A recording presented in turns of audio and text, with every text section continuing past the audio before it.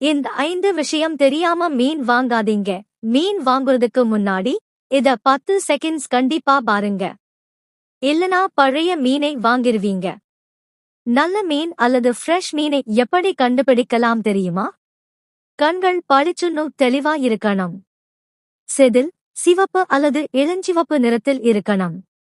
தோல் பளபளப்பாகவும் ஈரப்பதத்துடனும் இருக்கணும். சதையை விரலால் அழுத்தினா உடனே பழைய நிலைக்கு திரும்பணும். வாசனை கடல் மாதிரி லேசான இயற்கை வாசனை இருக்கணும். ஆனா கண்கள் மங்கலா இருந்தா, செவுள் பழுப்பு நிறமா இருந்தா, தோல் வறண்டு இருந்தா, சதை மென்மையா இருந்தா, கடுமையான மீன் அல்லது அமோனியா வாசனை வந்தா அது பழைய மீன்.